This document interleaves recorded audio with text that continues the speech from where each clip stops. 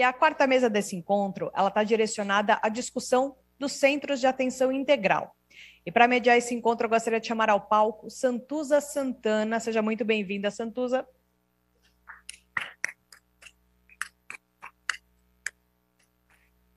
Temos... Santuza está aqui, eu estava procurando já.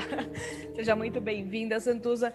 E também quem vai fazer parte dessa discussão serão Ana Maria Martins, Carmela Grindler, Chong Ae Kim, Flávio Rezende, Juan Lerena e Regina Cury. Por favor, todos sejam muito bem-vindos.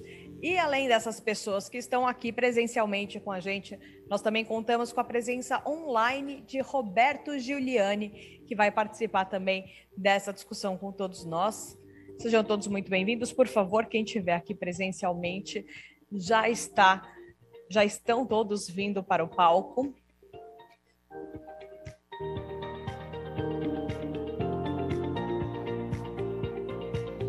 Então, só lembrando, você que está aqui presencialmente com a gente, usa o QR Code para mandar a sua pergunta, para interagir com essa mesa. E você que está em casa, é muito simples, é só usar o chat que fica aqui ao lado da transmissão e você consegue mandar a sua pergunta para todo mundo, tirar suas dúvidas, mandar suas sugestões. Às vezes é só aquele desabafo, aquele comentário mesmo que a gente quer, só para mostrar que a gente está participando. E é importantíssimo que vocês participem aqui com a gente conta muito com a colaboração de vocês. Faz o seguinte agora... Vou passar direto a palavra para a Santuza. Santuza, é com você.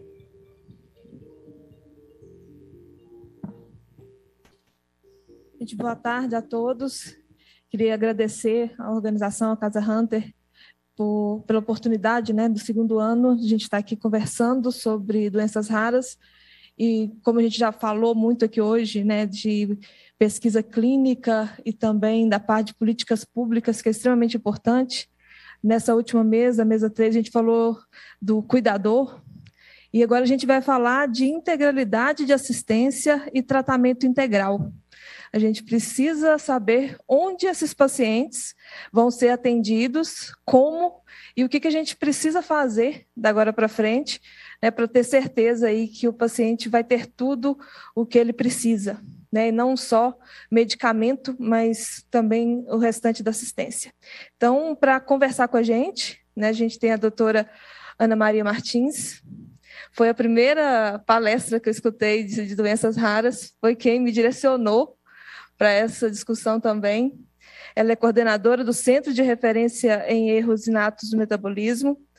A doutora Carmela, ela é médica, coordenadora estadual do Programa Nacional de Triagem Neonatal e coordenadora do Projeto Estadual de Implantação da Política de Assistência Integral à Pessoa com Doenças Raras no Estado de São Paulo.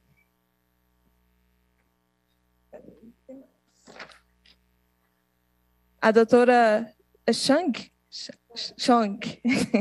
ela é médica, assistente da Unidade de Genética do Instituto da Criança, do Hospital de Clínicas de São Paulo, Faculdade de São Paulo, o doutor Flávio, que é médico, diretor de pesquisa e desenvolvimento da Health Meds, o doutor Juan, que é médico, coordenador do Centro de Genética Médica do Instituto Fernandes Figueiras, de Fiocruz, do Rio, a Regina, que é fonoaudióloga, coordenadora do programa Day Hunter, e o doutor Roberto, que é professor titular do Departamento de Genética do Hospital de Clínicas, também é presidente do Instituto de Genética para Todos. Então, para começar, a gente já falou isso muito aqui hoje. A doutora Carmela. Não, já falei dela. É a coordenadora estadual do Programa Nacional de Triagem. Não, perfeito. Então, a gente sabe que a gente tem 13 milhões de pacientes com alguma doença rara hoje no Brasil, e a gente só tem 17 centros de referência que são habilitados pelo Ministério da Saúde. Então, eu queria até começar com a doutora Ana. Diante dessa realidade, como fazer para garantir integralidade de assistência para esses pacientes? Boa tarde aí a todos e a todas. Eu acho que, na verdade, a gente tem vários aspectos. Uma que a gente tem a maior dificuldade é a suspeita, que a suspeita seja feita na rede básica de saúde, e que o paciente seja encaminhado para o centro de referência. Essa é uma grande dificuldade, porque nenhum de nós, médicos ou qualquer outro profissional de saúde, tem uma disciplina de doença rara na sua graduação. Então, nós não aprendemos nada de doença rara.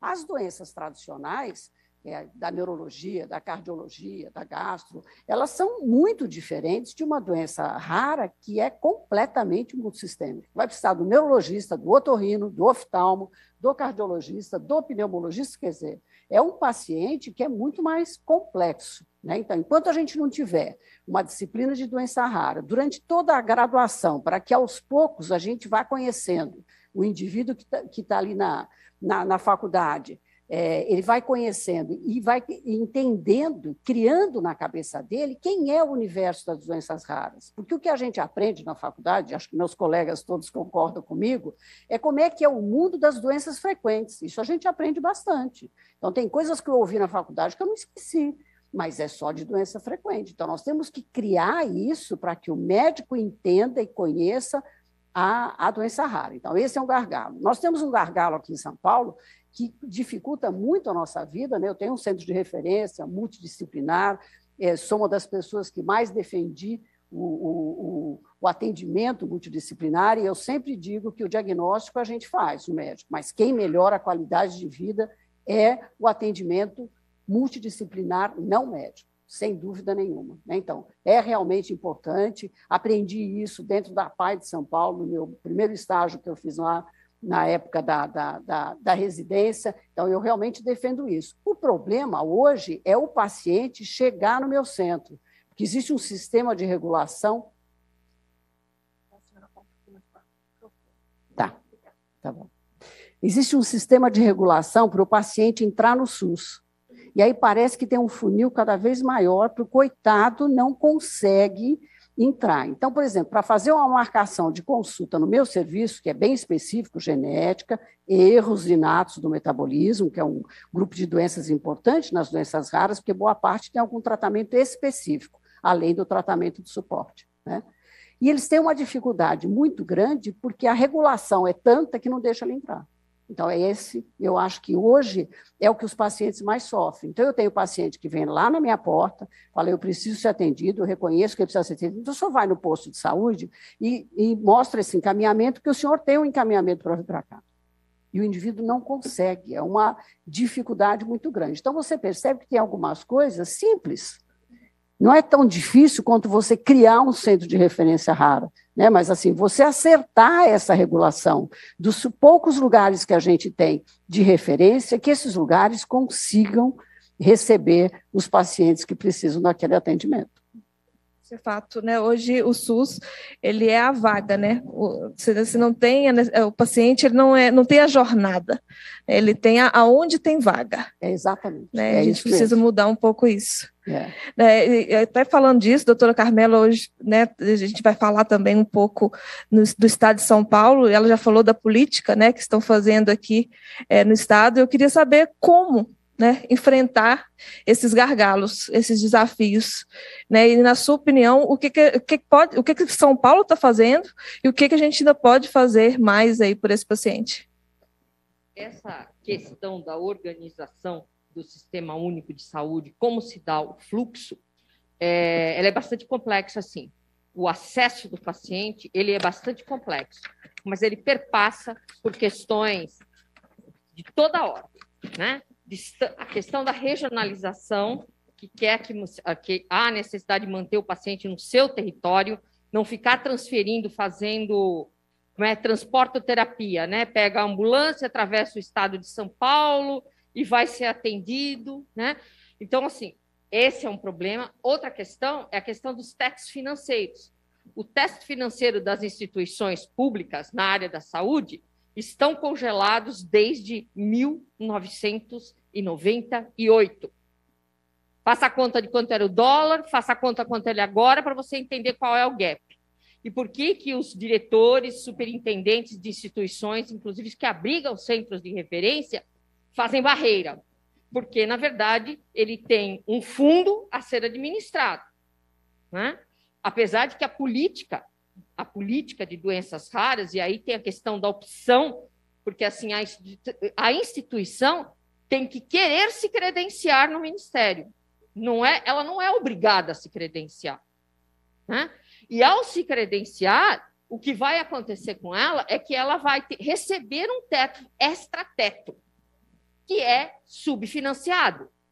Então, quando o cara vai fazer a conta, ele fala, mas estão me dando muito pouco, né? O custeio é muito pouco, né? Então, assim, tem questões de fluxo, da organização do sistema, e as doenças raras está nesse corredor ainda, nesse labirinto, vamos dizer assim. Por isso que é importante, para além da gente ter o centro, a gente fazer o fluxo. E doença rara é muito plural. Você, quando vai buscar uma consulta num neurologista, você não quer um neurologista. Você quer um neurologista especializado em doença neuromuscular. Eu quero um neurologista especializado em enxaqueca. Eu quero um neurologista que entenda de esclerose múltipla, esclerose lateral amiotrófica. Esse é o papel da gestão. Essa é a proposta da política estadual. Compor, na verdade, a jornada do paciente, né? Envolver aqueles aparelhos que eu falei, que são as AMEs, que são regionais, para que a gente possa fazer essa ponte entre a atenção primária, que essa função é a porta do Sistema Único de Saúde, e os centros especializados de referência. Levando em conta também que no mundo todo é assim, nós não vamos criar nada diferente. Se eu tenho uma baixa quantidade de pacientes, eu terei poucos pontos. Eu não tenho como dar sustentabilidade, colocar nos 645 municípios de São Paulo um super especialista numa determinada doença. O N de pacientes que ele tem no território é muito pequeno. Então, essa negociação, essa pactuação tem que acontecer, tá? Então, só falar a velocidade dos credenciamentos do Ministério para um estado que tem 45 milhões de habitantes. Nós conseguimos credenciar o nosso primeiro serviço de referência de doenças raras em 2016. Credenciamos mais 2 em 2019. E agora credenciamos mais 1 em agora em 2020. A velocidade é lenta, né? O que nos impede de você fazer um fluxo mais racional. Tá? Eu, na verdade, vim preparada para falar uma coisa, porque eu acho que, assim, nós ainda estamos debatendo em doença rara muito o diagnóstico e o tratamento. Só que as pessoas com doenças raras têm mais outras necessidades. As cuidadoras deram aqui seu testemunho de vida, né, ou pessoal, ou por vivência dentro da sua organização social, de como se dá esse cuidado. E eu, quando li na pauta, tinha a palavra paliativo. E eu já comecei, porque eu já usei essa palavra muitas vezes. Eu já usei. E queria lembrar a todos que 95% das pessoas com doenças raras não têm tratamento específico. O tratamento ele é sintomático. Podemos até com o tratamento sintomático, em 3% deles, melhorar a sobrevida e a qualidade de vida dessas pessoas. Mas só 2% deles é que tem tratamentos específicos. E todos são de alto custo. Também, essa é uma equação que o povo precisa conhecer. É claro que quando eu falo de hipotireoidismo congênito, que nem é uma doença rara, é até muito frequente, o tratamento é de R$ 7,00 por mês. Então, estou discutindo, mas nós estamos discutindo hoje medicamentos que estão na faixa de 12 milhões de reais o frasco. Então, a gente tem uma realidade do ponto de vista de gestão para colocar todas essas variáveis que a gente está colocando aqui dentro de uma equação para tentar achar a melhor solução, né? Então, por exemplo, nós em março vamos começar um programa que a gente nem tem nome oficialmente, tá? É um princípio. Eu queria agradecer aqui, tem um colega do Fiocruz, um dos inspiradores é o Fiocruz, que tem uma linha de pesquisa no seu departamento da saúde da mulher, da criança e do adolescente, que é o cuidado complexo compartilhado, tá? Que é aquela coisa de lá no município, a gente fazer uma ponte entre a alta complexidade e a atenção primária. Esse é um modelo proposto, inclusive já tem trabalhos concretos publicados, tá? É uma linha de trabalho que começou junto com o cuidado paliativo em 1990, começou com pediatras, porque os prematuros, as crianças com necessidades especiais, elas eram crianças que é fato, a gente não resolve o problema no ambulatório, a gente não resolve o problema na casa dela.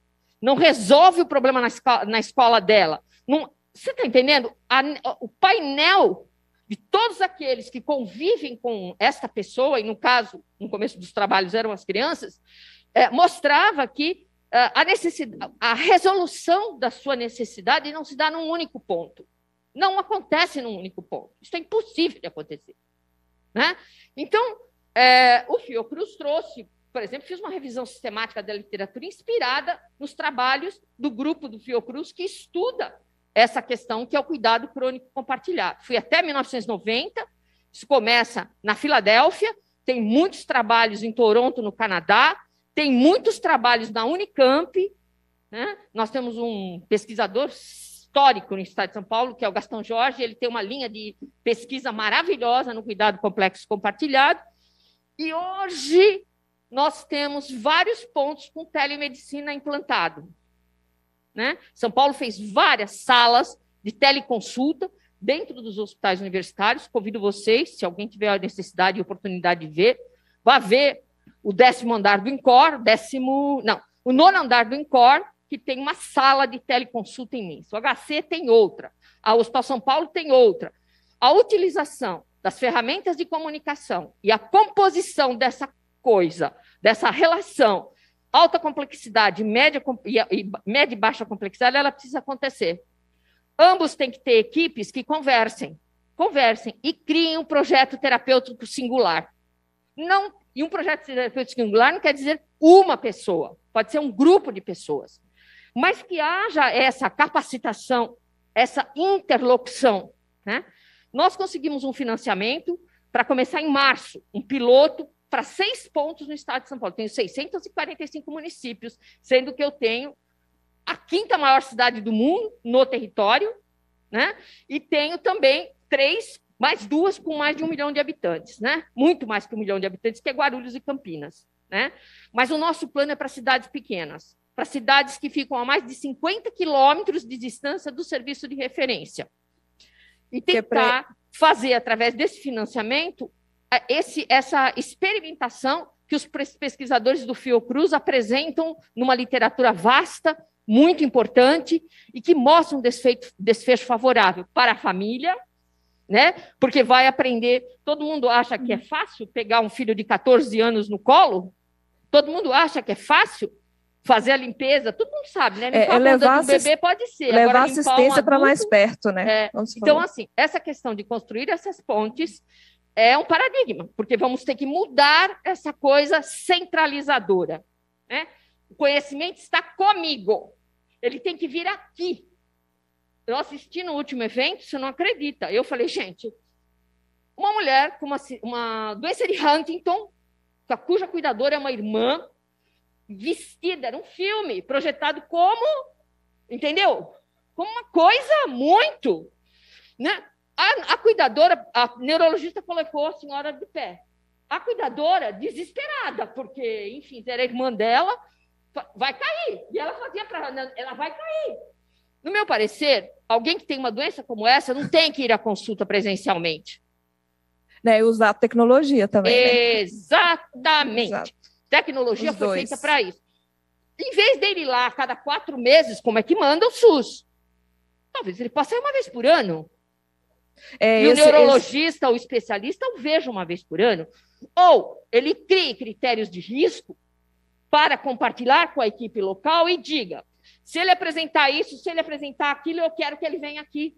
Não, com certeza. Não, precisa de tudo, né? É o que a gente está falando, né? A gente vem falando hoje. O plano é juntar a rede de urgência e emergência também, porque no SUS, as unidades básicas de saúde estão sob a tutela do município, gestão municipal, os prontos-socorros são todos de gestão municipal, e nós vamos negociar com as famílias. Isso vai ser assinado termo de consentimento livre e esclarecido. A família não é obrigada a aceitar nada, mas vai ter que ser feita uma proposta.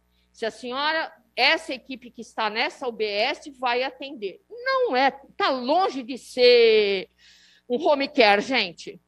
Mas talvez o Melhor em Casa, então o que eu quero dizer é que tem financiamento federal, tem 2 programas. O Melhor em Casa, que tem financiamento federal, e o outro é a Telesaúde. Sim, os 2. Então, assim, 2 programas públicos oficiais que o município pode pedir para fazer essa ponte. E nós vamos tentar ajudar os professores universitários a se organizar nessa nova modalidade de assistência. Durante o ano passado inteiro, e bom começo desse ano, muitas pessoas foram atendidas em casas por teleconferência. Então, se isso é possível, por que não para o paciente crônico, ainda mais um processo degenerativo? Eu perguntei para os presentes, alguém acha que a vida dessa cuidadora é fácil? Como é que ela vai tomar ônibus em São Paulo? Não, metrô? é igual você falou, da integralidade. Entendeu? Né? E falar de integralidade, e integralidade do sistema público, né, da gestão pública, né, e aí a gente, né, na sequência, a gente vai até falar com a doutora Chong, da questão do Day Hunter, né, que a gente tem aí algumas iniciativas de organizações, né, e do setor privado também, né, todo mundo buscando aí uma forma de garantir, né, a integralidade de assistência para esse paciente. E aí eu queria até perguntar, né, a doutora Chong, ela participou, né, desde o início aí do nascimento, né, da Day Hunter, e tem essa proposta, né, de atendimento multidisciplinar para pacientes com doenças raras. Eu queria saber um pouco dos benefícios, né? Quais são os benefícios e qual a prioridade desses pacientes com doenças raras? Boa tarde. Tem tanta coisa para falar, mas tem tempo curto. Eu vou tentar ser mais sintética. Doenças raras são complexas, embora raras, muito complexas, e exige uma equipe de diferentes especialidades médicas, desde neuro, são N especialidades diferentes, e o tratamento multidisciplinar de multiprofissional, fono, físio, psico, TO, monte. Aí, se você pergunta, e no Brasil, como está? E no HC? Que vem no HC, vinha do Brasil todo, sempre tem algum parente que mora em Nordeste, vem aqui em São Paulo, tem parente. Olha, e HC é considerado centro de referência oficialmente pelo Ministério da Saúde, que no momento são 17? Não. Nosso serviço existe há mais de 40 anos. Vêm pacientes, não é apenas eusinatos, vem o 100% de diversidade, que é 95% é deficiência intelectual, face diferente, tudo, atraso e tudo. E 95% desses pacientes, eu preciso avaliação de outras especialistas, cardiologistas, que vêm múltiplas malformações juntas, displasias esqueléticas, e tem eusinatos, mas 95% eu não tenho tratamento específico. O que precisa para eles é tratamento de reabilitação de equipe multiprofissional. E aí, genética, nosso grupo é o único serviço de genética clínica no complexo HC. É grande e complexo, então o paciente, para chegar ao diagnóstico, tem que correr várias especialidades do HC, e demora. Ultimamente, com a mídia falando mais de doenças raras e ainda surgimento de novas técnicas avançadas, exames genéticos caros, medicamentos caríssimos. Então, qual é a realidade?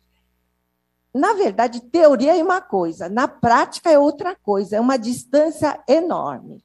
Tem tecnologia avançada? Sim, nós temos que saber e nós temos que ter esse teste. É um extremo.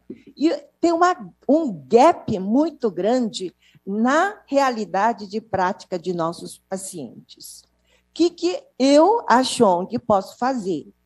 Genética nunca foi prioridade da nossa instituição. Nem temos departamento de genética. Mas eu, a Chong, eu estou 40 horas, quero contribuir alguma coisa para a melhoria de nossos pacientes. Qual é? Eu tento aumentar a formação de mais geneticistas médicos, que precisamos. Atualmente, tem 11 hospitais universitários que têm programa de residência médica em genética médica. Formou medicina, teremos 3 anos conosco de formação de geneticistas médicos. Tá? Faz 12 anos que eu implantei no HC que não tinha. E, atualmente, tem 11 hospitais tendo apenas no total de 27 vagas. Quer dizer, se preencherem todas as vagas, ultimamente estão vindo mais candidatos para fazer residência em genética médica.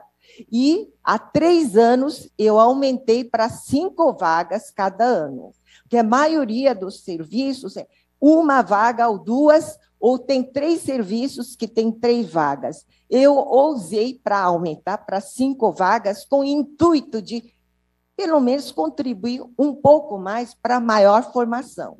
Além do mais, semana passada, nós tivemos uma ótima notícia. Residência não médica, residência multiprofissional. Eu fiquei tão feliz, porque é um dos meus sonhos. E foi aprovado pelo MEC, vai começar.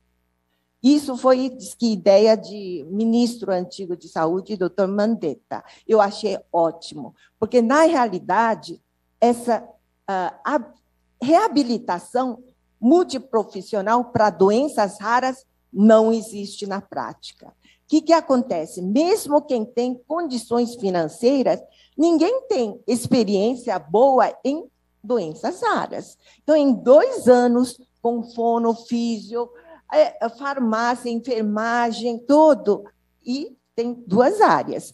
Aconselhamento genético para biólogos e tem outras essas de TO. Então, são 2 programas de residência multiprofissional que eu faço questão de ter no nosso serviço.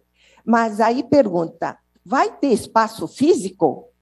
Já está lotado. Você vê que todos os lugares não temos espaço ilimitado. Mas vou atrás. Aí a importância também da atenção primária, né? Igual a doutora Ana também falou. Sim, o problema é, quando tem doença, tem que diagnosticar quanto antes ainda no berçário, se for possível. Aí o tratamento, se é que existe medicamento, fará maior efeito. Mas o problema é que... Olha, vou te contar. Eu tenho medo de, mesmo que reconheça bastante, o gargalo é tão grande para chegar para a gente, demora demais. E outra, atualmente, para poder atender paciente extra, eu preciso, além da minha assinatura, a assinatura do diretor da instituição. Está assim. Essa é a realidade prática. A burocracia tem impedido aí, acaba sendo um obstáculo também para a assistência desse paciente, que, como a gente já ouviu aqui hoje, né, demora 3 anos ou até mais para esse paciente chegar. Então, por isso que iniciativas, né, como o Day Hunter, a Casa de Raros, né, e outras que estão vindo por aí são tão importantes. Acontece? Eu comecei, com o auxílio de Tony, da Casa Hunter, fazer um Day Hunter com multiprofissional. Aí, só de voluntários. Mas voluntários também têm que sobreviver, tem que ter alguma gratificação. Aí ganhava uma bolsa de Casa Hunter. Eu acho que é um bom começo, é uma necessidade de dia a dia dos cuidadoras. A maioria é mulher mesmo, eu já sabia disso. Agora, no Brasil, faltam, não é só registros brasileiros de doenças raras, está sendo desenvolvida agora. Deixa eu tomar um pouco de água. Eu vou continuar com a senhora, mas enquanto a senhora está tomando água, eu já vou perguntar para a Regina ali, que ela é coordenadora, né, já há 4 anos do projeto Day Hunter, e eu queria que ela falasse um pouco, né, dessas necessidades que ela vê no dia a dia desses pacientes que chegam, né, até o Day Hunter. Bom, eu acho que algumas coisas já foram bem ditas aqui, né? Mas fazendo um resumão de todas as necessidades, né? Lógico que cada doença tem suas especificidades, né? Mas, de forma geral, acho que todos os pacientes passam pelas mesmas necessidades, né? Independente de qual a doença, a grande maioria não tem tratamento, e sim paliativo multiprofissional. Precisa do cuidados deles, de físio, pode ajudar a melhorar a qualidade de vida, fono, tudo isso. No momento, esse grupo de Hunter foi para o grupo da Ana Maria. Mas nem o serviço de escola paulista também não é centro de referência, gente. Essa vontade de tornar não é nem capacidade, mas é vontade de instituição, que não é nossa vontade, minha vontade, vontade da Ana. É a instituição que tem que querer ser centro de referência. Embora a gente funcione e trabalhe com isso, qual vantagem? Vai ter dinheiro de verba para poder aplicar nos testes laboratoriais genéticos, para poder fazer teste. O que a gente fazia no HC? Sem esse dinheiro nenhum. Tudo baseado nos projetos de pesquisa, que é de pós-graduandos, mestrado e doutorado, enquanto tiver projeto em vigência. Acaba o projeto, vai embora o aluno e acaba. Não, tem que instituir, por isso que a política pública ela é tão importante. Se tornar centro de referência, pelo menos, podemos cobrar do Ministério e manter esse serviço. Aí o nosso serviço acaba. Desculpe, eu falei demais, viu? Então, só isso. Pode completar, Regina, por favor. Tá certo, obrigada. Bom, a equipe de São Paulo do The Hunter é extremamente grata, a doutora Chong e a doutora Ana Maria, que são nossas impulsionadoras, né? Bom, então, fazendo um resumo das necessidades que esses pacientes, em geral, passam, né? No momento inicial da sintomatologia, quando a sintomatologia se inicia, o que eles precisam é de médicos que possam fazer uma leitura dessa sintomatologia para levantar a hipótese de uma doença rara. Então, como já foi dito, a gente tem poucos médicos preparados para enxergar a doença rara, e aí a gente tem alguns pacientes com diagnósticos muito retardados, com diagnósticos errados, tratamentos errados, que não levam a nada, às vezes até piora a situação do paciente, né? Então, a primeira necessidade são os médicos, de médicos que sejam preparados, né? Nesse momento da busca do diagnóstico, os pacientes também precisam de exames. Antigamente, a gente era tudo, grande totalidade, baseado em diagnóstico clínico, porque não tinha testes. Mas, atualmente, com o avanço, temos testes, sim, só que precisa ter recurso para poder confirmar. E com a mídia, assim, até a maioria dos pacientes querem confirmação, lógico. Quero ter certeza, não é uma suspeita. Então, temos que comprovar. Só para exemplificar, cariótipo, saber número de cromossomos e alterações grosseiros, só temos há 12 anos no HC, depois de eu batalhar anos, década. É essa a realidade. E essa, né, doutora Chong, é a segunda grande necessidade dos pacientes, que é de exames, especialmente os exames genéticos, que são caríssimos, gente. E são de difícil acesso ao paciente, né? Então, por isso a discussão, né, aqui da integralidade de assistência. Né? Lógico que a gente tem aqui, né, a gente poderia ficar aqui o resto da tarde, né, discutindo isso e trazendo soluções, né, como vocês estão trazendo aqui. Né, como é que é dados epidemiológicos no Brasil. Não tem no Brasil. A gente baseia nos estudos estrangeiros, mas, no momento, está tendo pesquisa de CNPq com o Ministério da Saúde, coordenada por doutora Temes, de Porto Alegre, HC de Porto Alegre, está sendo realizado, e nós estamos também participando.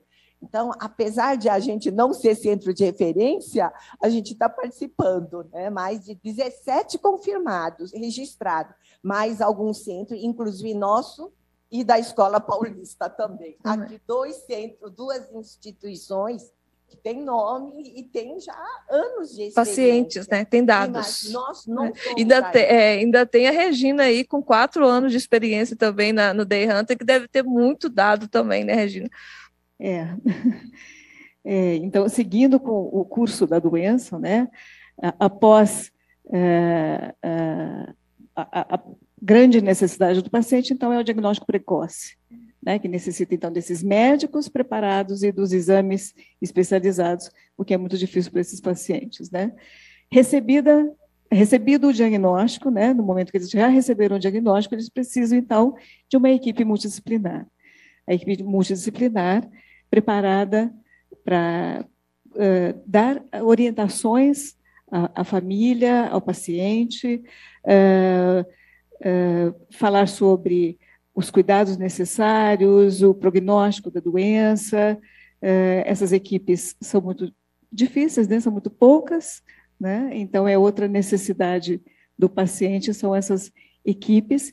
E esse momento da notícia, do diagnóstico, é um momento muito especial, muito delicado, deve ser muito cuidadoso por parte da equipe. E, então, um cuidado muito, um apoio psicológico voltado ao paciente e à família é uma outra necessidade desses pacientes e da família no momento do recebimento da doença, né? O passo seguinte, então, é o tratamento, né?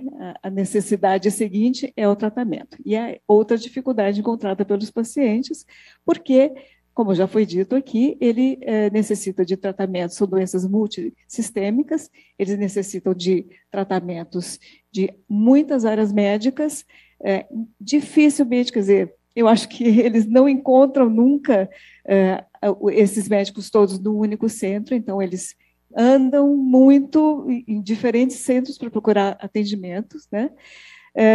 Eles precisam de reabilitação multidisciplinar, precisam de muitas áreas, como a doutora Schob falou, fonoaudiologia, fisioterapia, terapia ocupacional, psicologia, muitos precisam da nutrição, enfermagem, e isso tudo acaba acarretando um gasto enorme para a família, né? Ou então eles têm que buscar instituições, que são poucas, que oferecem todo esse cuidado multidisciplinar, né? E no decorrer todo da vida do paciente, do curso da doença, ele vai precisando de várias necessidades, e uma outra necessidade que eu acho que é muito importante para os pacientes é a do conhecimento dos benefícios deles, os benefícios sociais, os benefícios que o próprio governo oferece e que eles mal conhecem, né? Então, uma outra necessidade deles é o conhecimento desses benefícios para que eles possam fazer uso, né? Então, de forma geral, no curso da doença, e outra necessidade também, que é algo muito difícil para eles, é a área de odontologia, né? Eles precisam de centros de atendimento odontológico a pacientes com necessidades especiais, e que também são muito poucos, né? Então, de forma resumida, no curso da doença, são essas necessidades que todos eles passam e acabam sendo dificuldades muito grandes para esses pacientes. Não, e, assim, ouvindo você, né, e também visitando alguns centros de referência, né, antes da pandemia, a gente vê isso, essa falta do paciente, do familiar, saber onde ele tem que ir, né, onde ele vai para conseguir essa assistência, né, a questão do multidisciplinar, né, odontologia, tem lugares que a gente conversava que nem sabiam disso, né, então, assim, essa discussão que a gente está tendo aqui, ela é importante para ver o tanto que a gente já avançou também né, no entendimento do que o paciente com doença rara, o que ele precisa. E aí, doutor Juan, né, o senhor está à frente de um dos principais, né, centros de referência de tratamento de doenças raras, né, que é o Instituto Fernandes Figueira. Eu queria saber quais são os pontos críticos, né, com o estabelecimento desses, para a gente pensar assim, novos centros de referência. Quais são os pontos críticos, né, do Instituto Fernandes Figueira, e o que a gente pode, com esses desafios que vocês superaram ou superam a cada dia, como que a gente pode, né, pensar em cenários de novos centros de referência? Então, gostaria de fazer algumas observações do que foi colocado e o que eu tenho ouvido desde a manhã.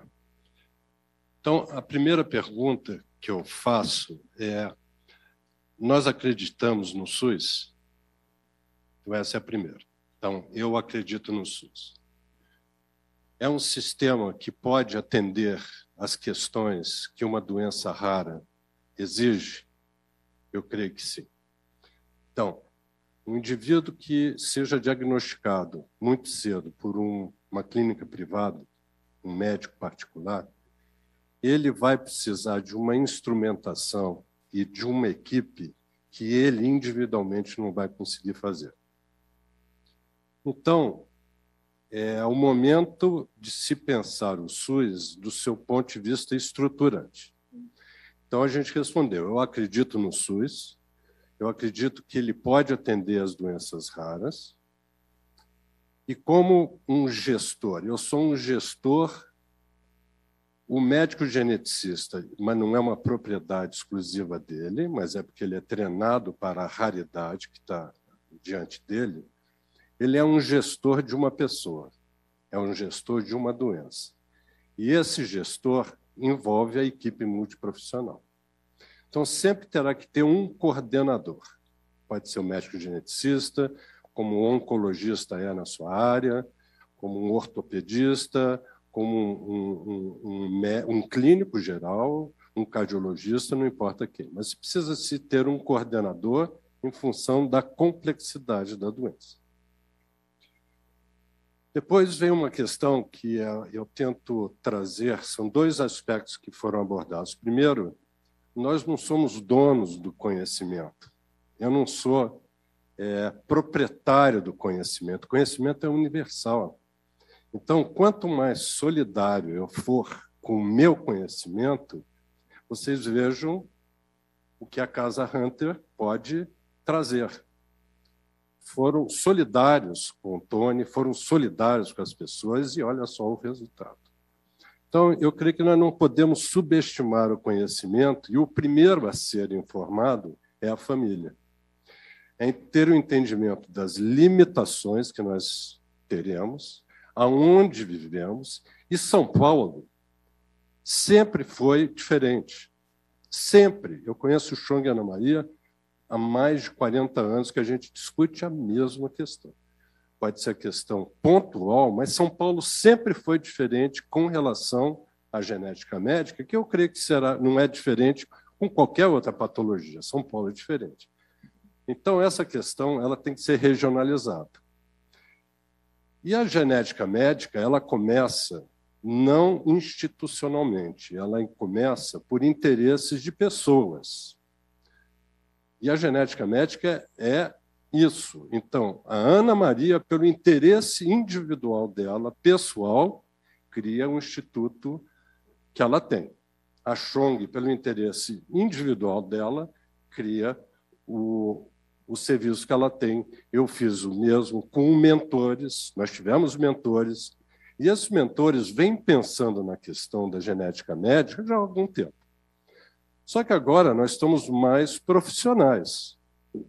E ao profissionalizar, eu saio da gestão da doença e passo a uma gestão de um coletivo. Nós temos que pensar no coletivo. Então, nós estamos talvez num ponto agora de que, ao considerar com tanta veemência e tanta promoção as doenças raras, em detrimento às pessoas que não têm doenças raras, que os problemas são semelhantes. Os cuidadores são mulheres, que tomam conta da família, a desagregação familiar.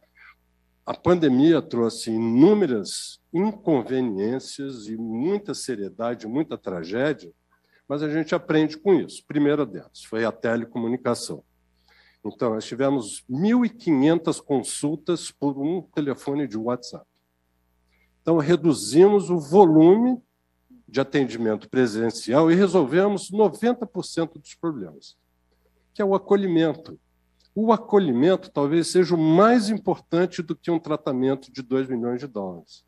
Você acolher, num momento como esse, ele é apaziguador, ele tira as ansiedades, ele cria as reais expectativas. Então, eu vejo com muito otimismo o momento que nós estamos com relação aos centros de referência, com todos os problemas existentes administrativos. E eu concordo, não é uma questão do médico.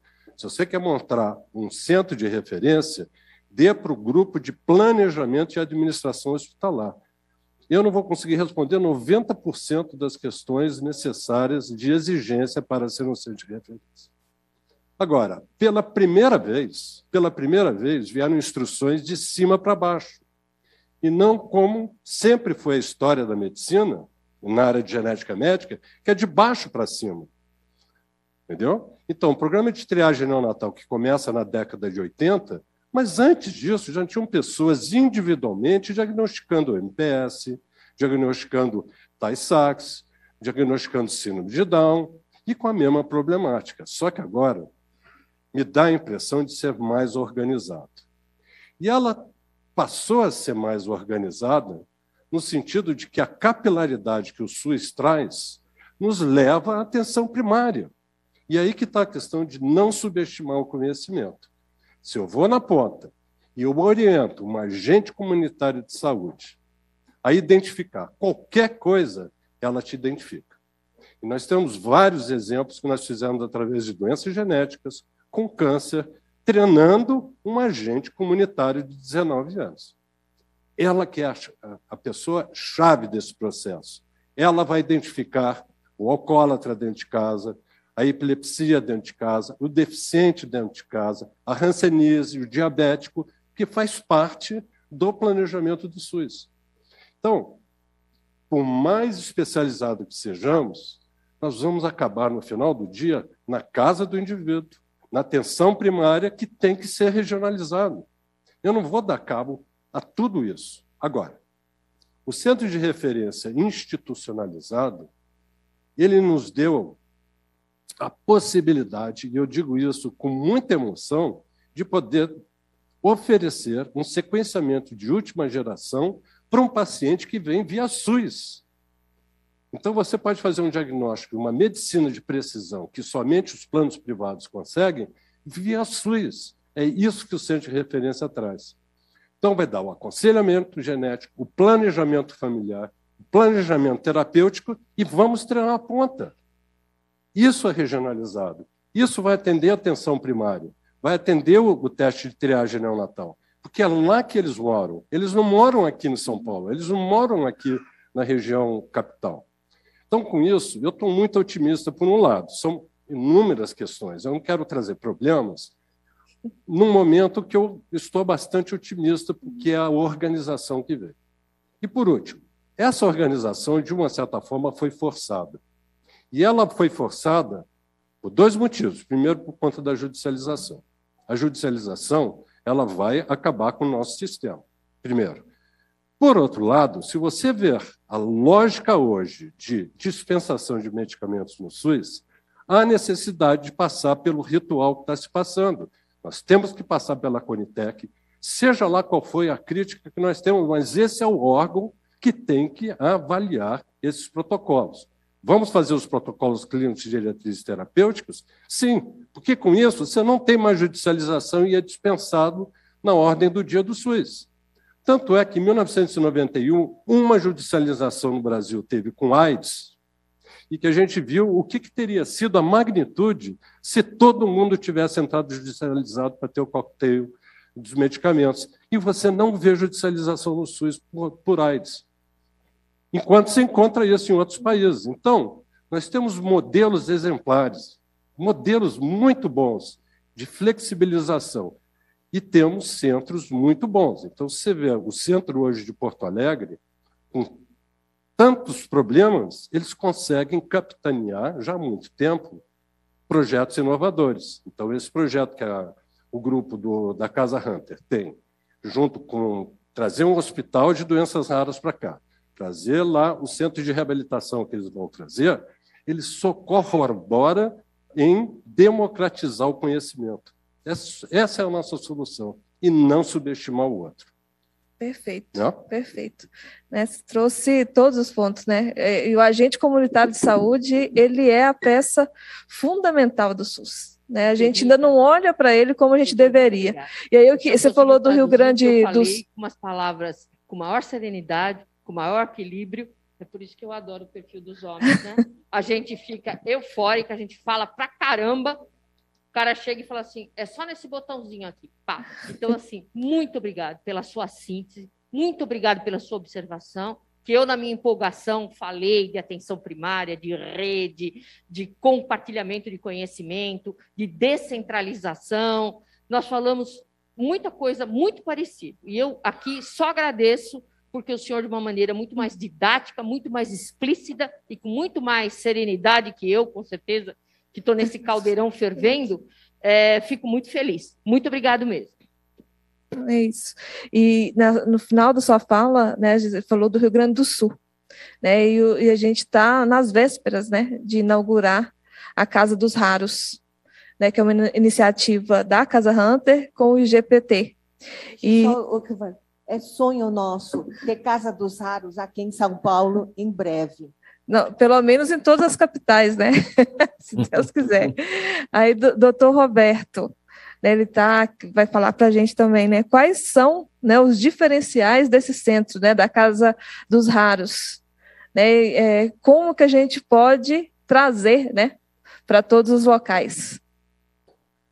Boa tarde, eu gostaria muito de estar com vocês aí presencialmente, infelizmente não tenho como estar aí, estou fazendo um treinamento na Alemanha em duas coisas importantes para as doenças raras. Uma é a questão da identificação precoce, que é a triagem neonatal, e a outra é a questão da terapia gênica, né? Então, e são elementos centrais aí no nosso projeto da Casa dos Raros. O que é a Casa dos Raros? Na verdade, é uma iniciativa diferente. A gente partiu dessa, como colocasse aí em relação ao Instituto de Genética para Todos, que é uma ONG nascida dentro do Hospital Universitário, visando a dar mais acesso a diagnóstico e tratamento de doenças raras através de ações de educação, ações de extensão, e, por outro lado, a Casa Hunter, que sabe, como poucos, a necessidade dos pacientes. Então, juntando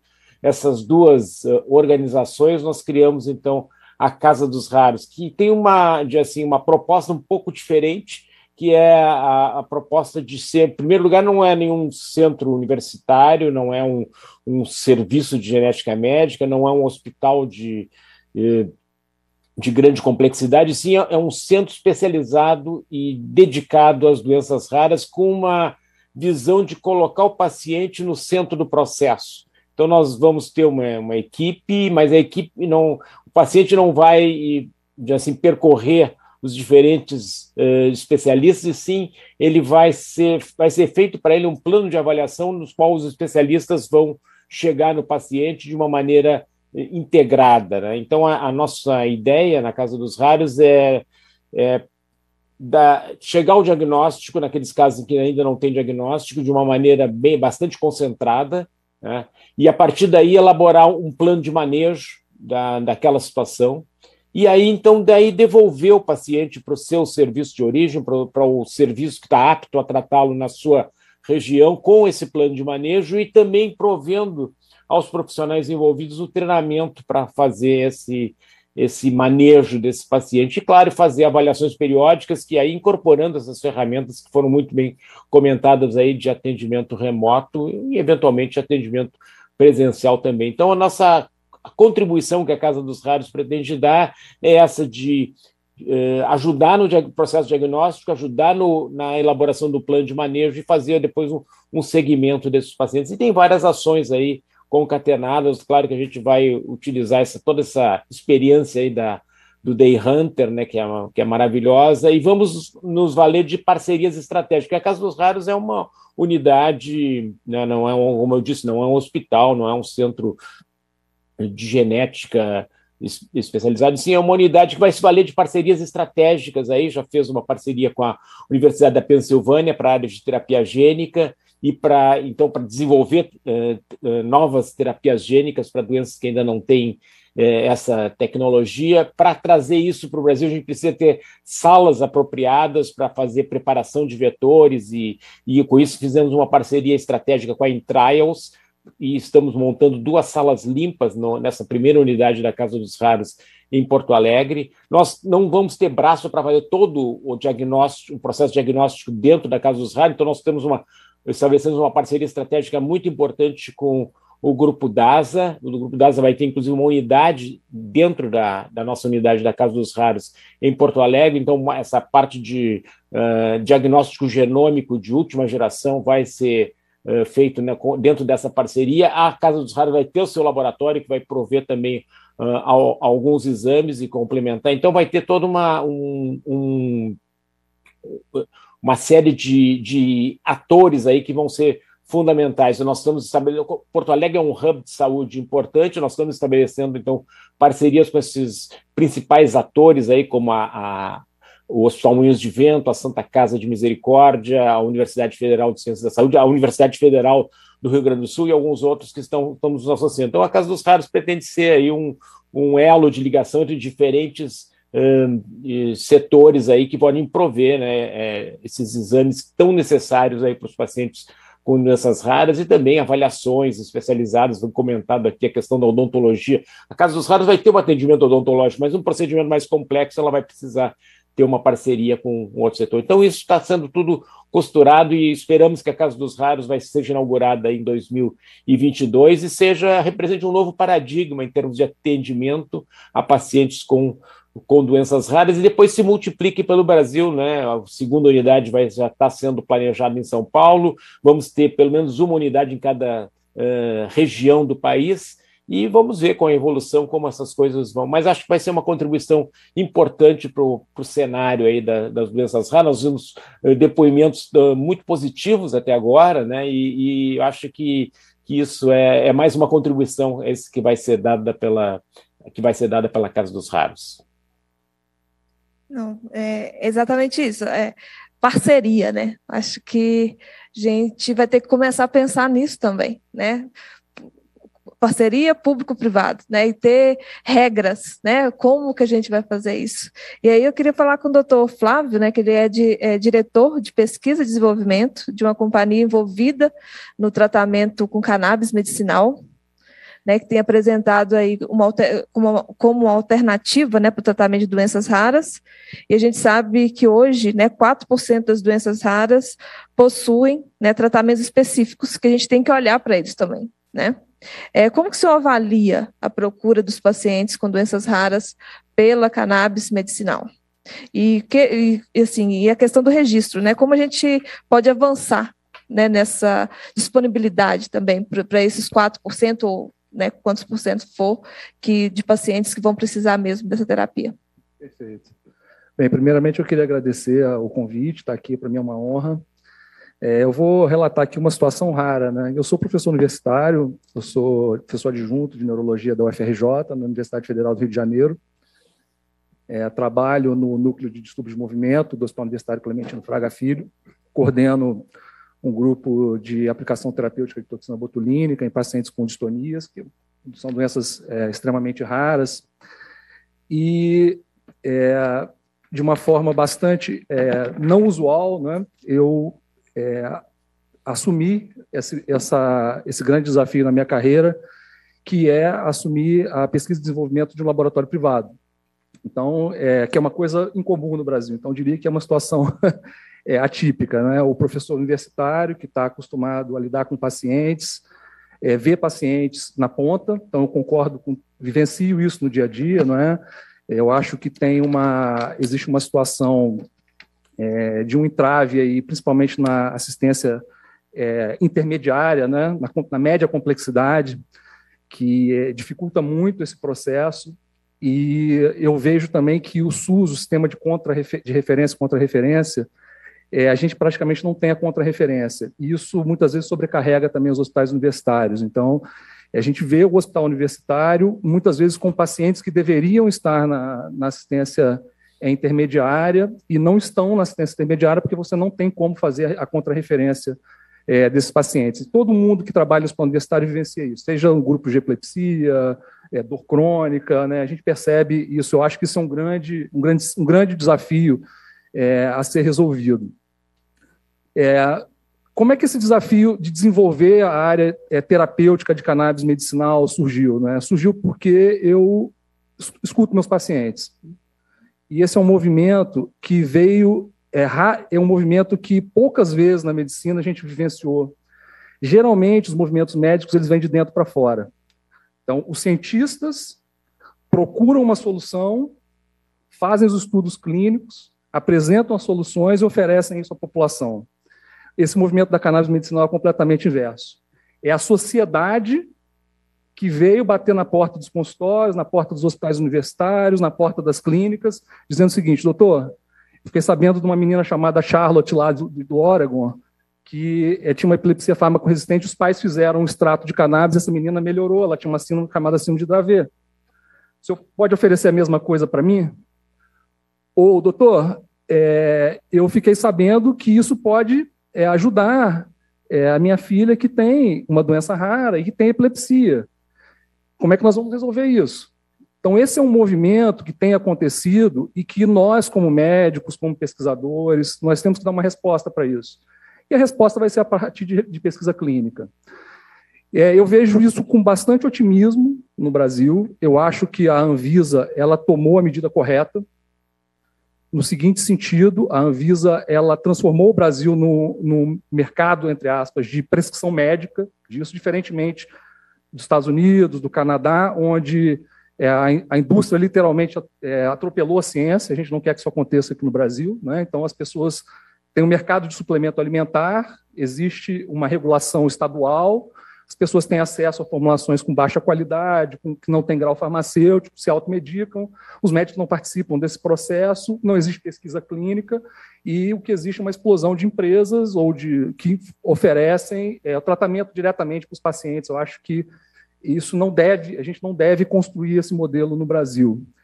Essencialmente, o que a Anvisa criou no nosso país, né? Ela criou basicamente um arcabouço para desenvolvimento de pesquisa clínica em cannabis medicinal. Existem duas resoluções, uma resolução chamada Resolução 327, que é uma resolução que regulamenta as normas de registro de fitofármacos à base de cannabis no Brasil, de canabidiol.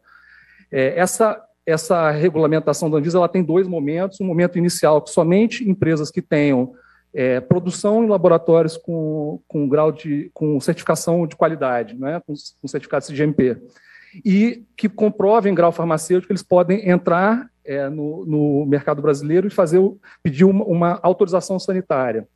Essa autorização sanitária ela não é o registro da formulação no Brasil, ela é uma autorização temporária de 5 anos para que essas formulações elas possam ser utilizadas.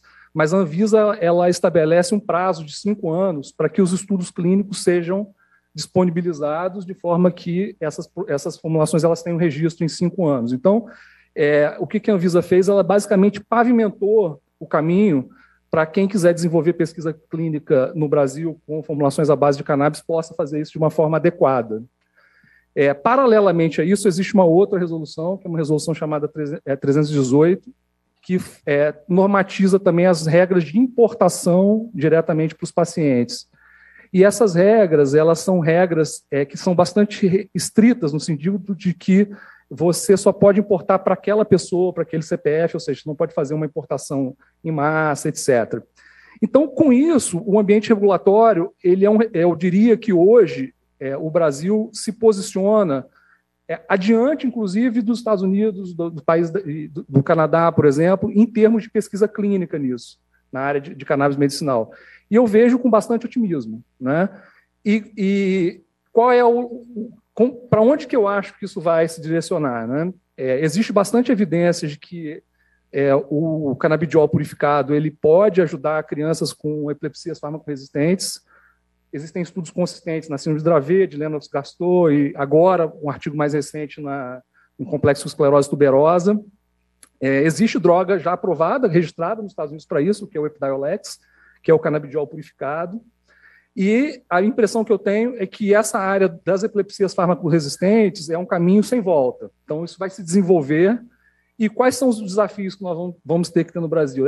Ter uma conversa para fazer com que essas formulações elas tenham um grau de qualidade, um grau de confiabilidade, e que isso passe pelas instâncias do SUS, inclusive por Conitec, etc.